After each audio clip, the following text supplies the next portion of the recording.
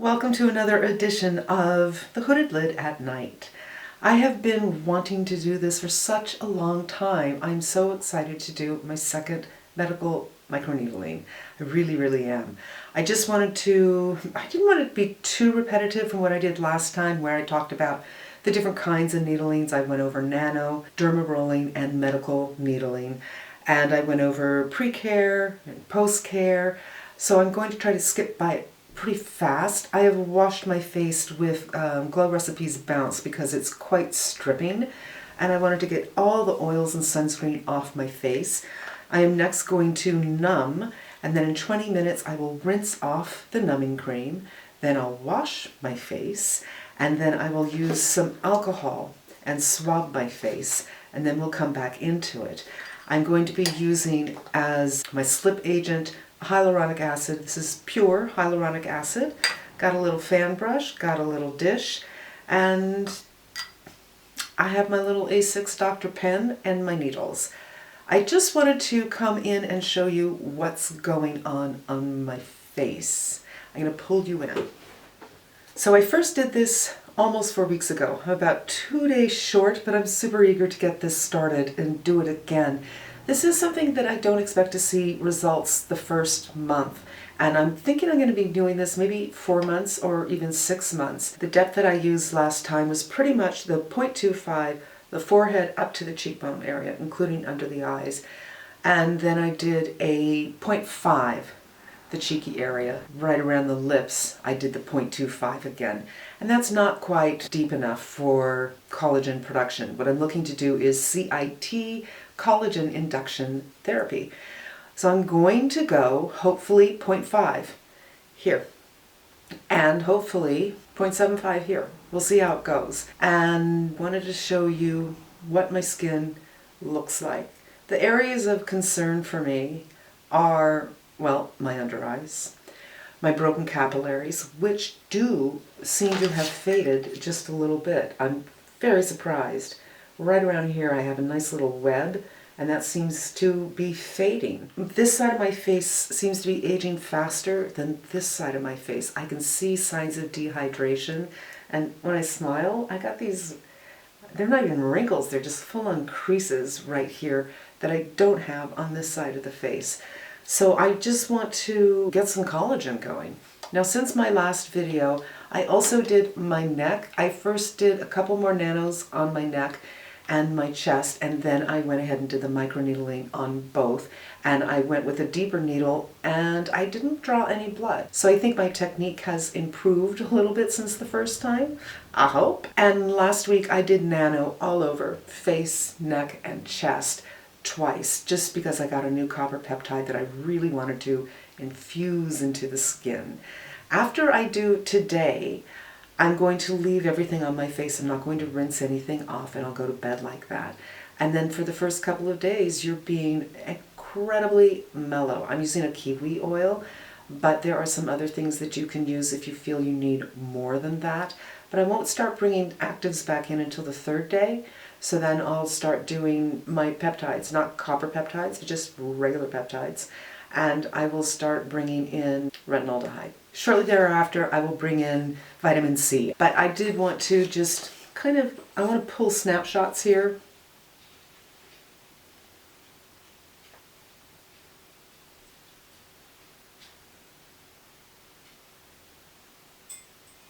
So putting on the numbing cream is nothing exciting to watch. If you want to see it, you can go to my first video, and that's going to be the next time you'll see me. Right. I am back. I rinsed my face, and then I took paper towel and took off the numbing cream, rinsed the face again, took off the numbing cream, and now I'm just taking rubbing alcohol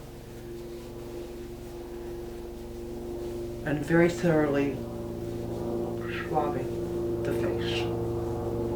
Now you should have gloves when you're doing this. I do not have gloves because camera stopped. I don't have gloves because gloves make my hands sweat, and then my hands flip-flop around in the gloves and I lose dexterity. So I don't use them. I do have the alcohol here. I do have a paper towel that I'm going to drench with alcohol and keep that on my leg. And that is something I do so I don't cross-contaminate if I touch something else and then touch my face, I don't want to get my face contaminated. I'm going to change the angle of the camera a little bit because I see it's weird. I've already put the hyaluronic acid in here, my pen, and my cartridge. And my magnifying glass so I can read my setting. So there's a dial setting here, and I'm going to go for 5. Take a little hyaluronic acid and get my big magnifying mirror here. Now, last time I wore a hairband just to get, you know what? I'm going to get a hairband starting with the forehead. I'm just going to do half at a time because this hyaluronic acid does dry down. I'm going to put it on the second speed.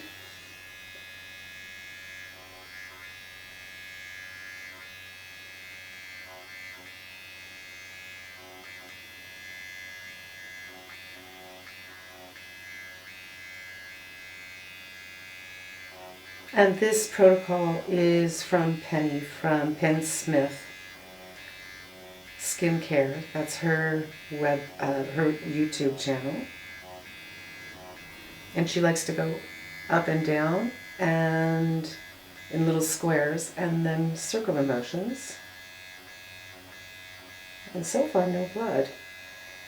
But if there's going to be blood somewhere, it's kind of likely it'll be on your forehead. Yeah, there's a little blood because of the boniness.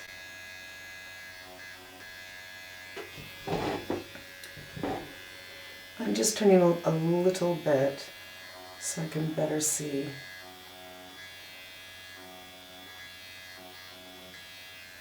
And the little hairs are getting in the way here.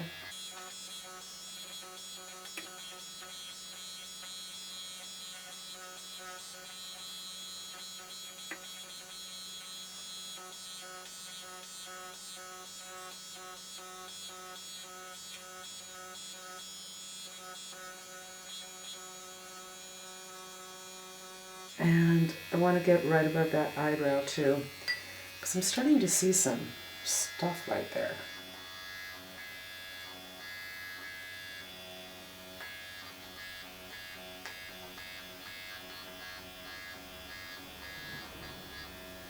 And the other side.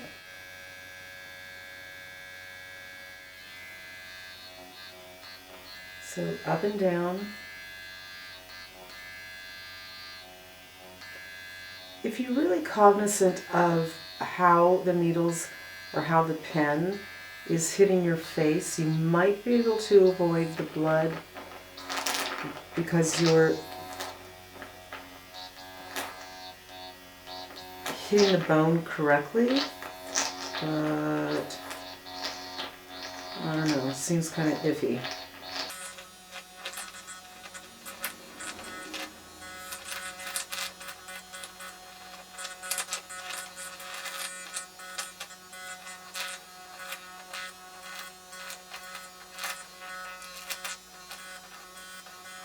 A little bit of pull. And there's a pull, stop right away and put some more on.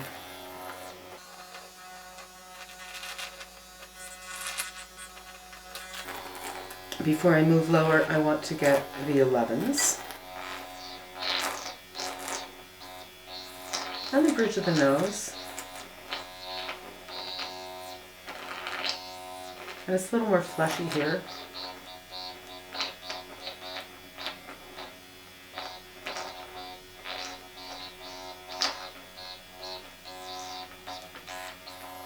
Okay, now the sides of the face, and I might just hold these little hairs back.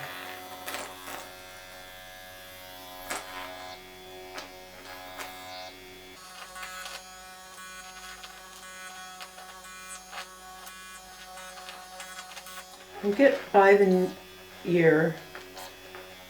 It's kind of like the hanger on which all your infrastructure, your architecture of your face hangs on.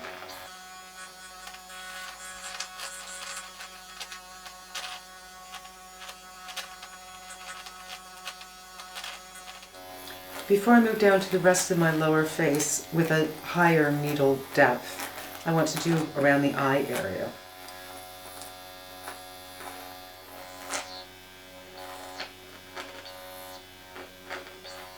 And if you want to, you can take a paper towel or something sanitary and pull down.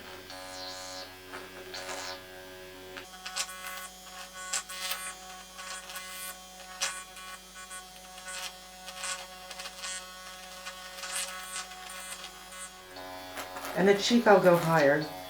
So I'm going to do the eyelid area.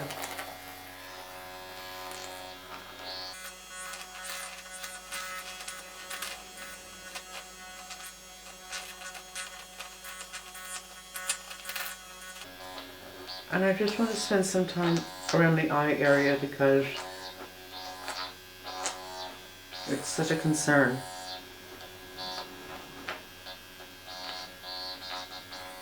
I'm moving the depth to 7.5. And I'm going to do the cheek and the lower portion of the face.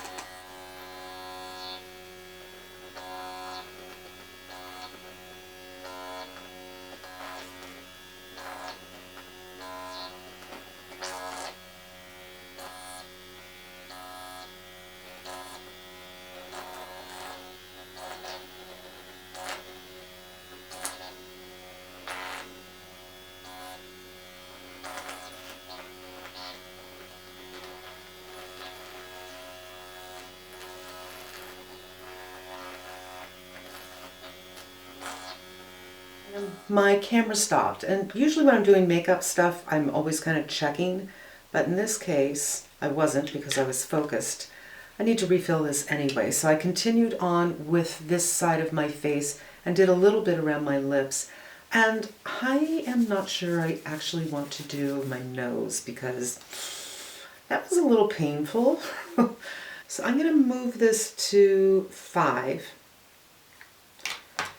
Put it on the second speed and try around my nose. But the nose is really, it's such a bony area that it's no fun. But I have this little scar here from my glasses that I would like to work on. So let's give it a go.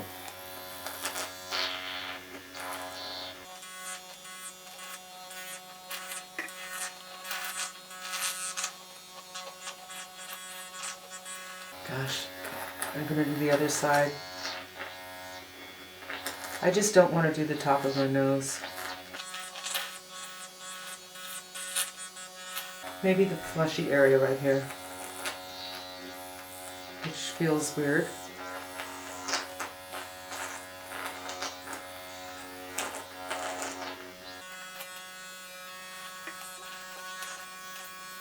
Yeah, that's about all I want to do on the nose.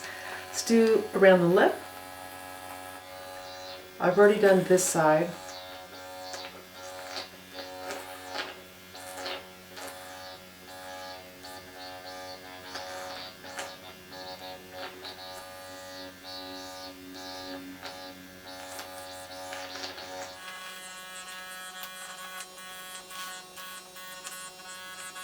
Now I'm going to do, I was going to go to the other side, but I won't be able to show you that because I'm going to have to change my mirror position.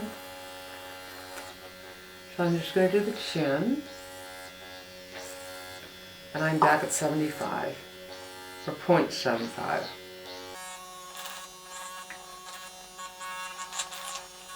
And I'd like to focus this area around the lip because we don't like that drooping.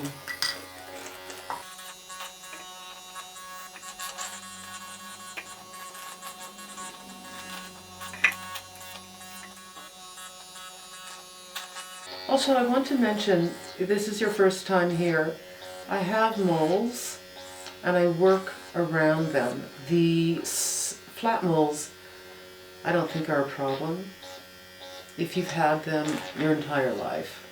If you have something that's fairly new, not only should you not do it, but you should see a doctor about it. Just to make sure it's not pre-cancer.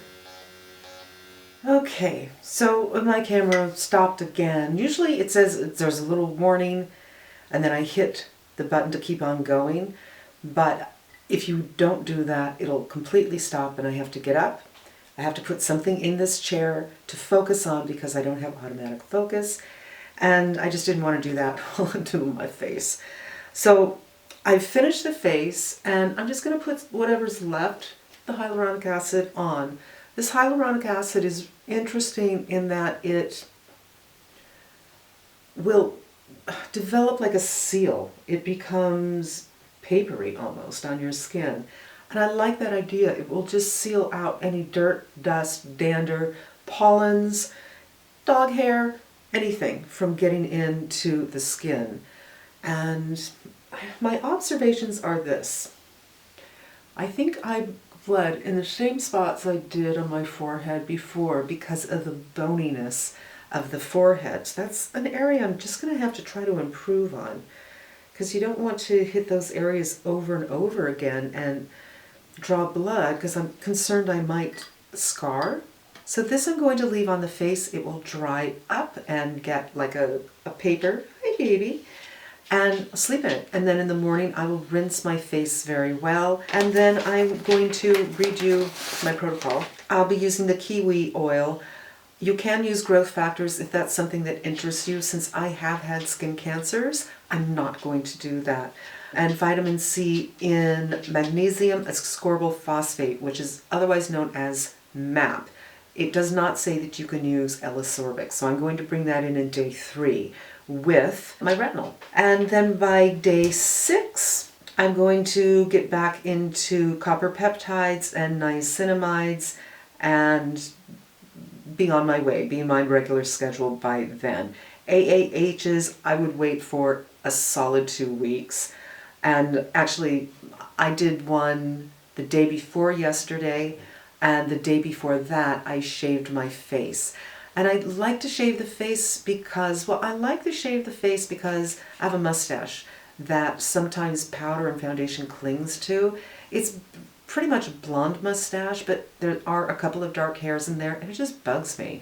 So I figured, well, if I'm going to shave my mustache, I may as well shave my face, and it does feel really nice. I have the blonde hairs that, you know, is hardly the end of the world. It's not that I have dark hair and it's horrifying for me and I just have to do it. It's just, it feels nice. And I really like the idea that my serums can sink in better, because those little hairs all over your face are there to protect your skin. And they will protect your skin from getting all those great peptides, those copper peptides and niacinamide and whatever else you're using into your face.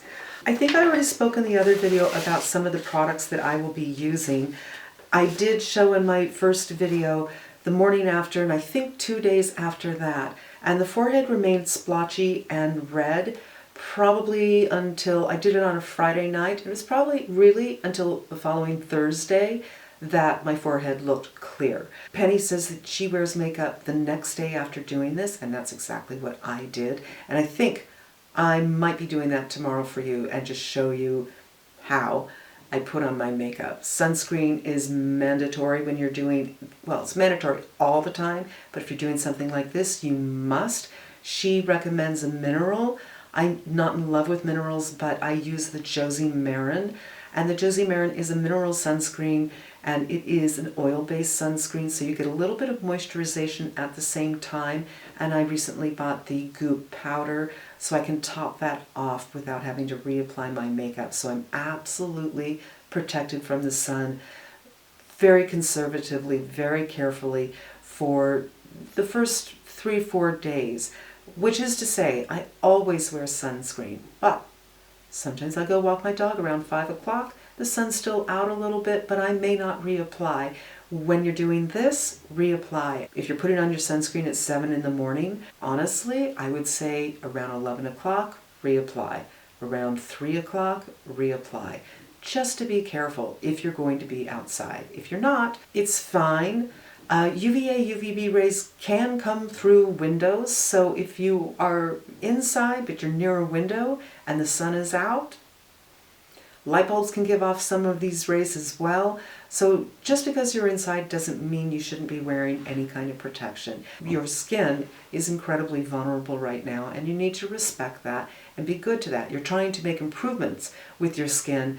So this is part 1. but how you protect it is a strong part two. I think that's it. If you have any questions, go to the first video. I speak a lot more about the products that I might be using, some products that are available to you.